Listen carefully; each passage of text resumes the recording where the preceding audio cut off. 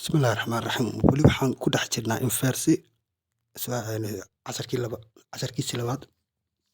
U fiirso, 3 su'aalood baa la i siiyey. Waxaa la yidhi x saddex r is equal to baa la yidhi x saddex x y is element of r and y is equal to 3 minus 5 baa la yidhi. Waa su'aasha koowaad. Su'aasha labaadna waxaa la dhahay x saddex x is element of x, y is element of r and x equal to 4x plus 2 baa la yidhi. Su'aasha saddexaadna waxaa la dhahay x saddex x y equal to x square plus 2 baa la yidhi. Markaan ka dhigayo inverse u fiirso. Su'aasha koowaad oo kale markaan ka shaqeynayo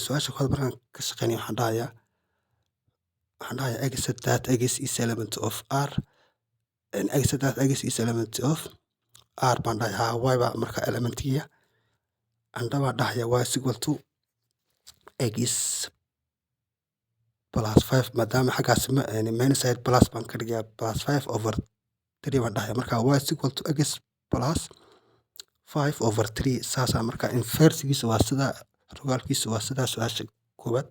Su'aasha labaadna waxaan dhahayaa x saddex x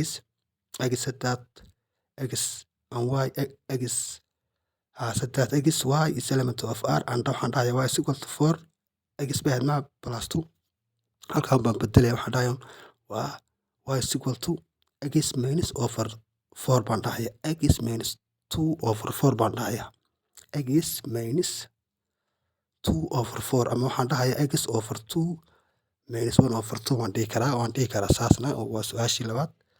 Su'aasha saddexaadna u fiirso. Su'aasha saddexaadna waxaan dhahayaa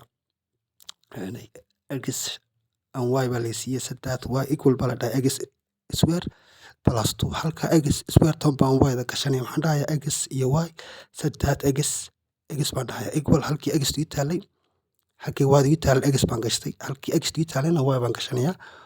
Y square plus 2 baan dhahayaa. Waad fahantaan u maleynayaa.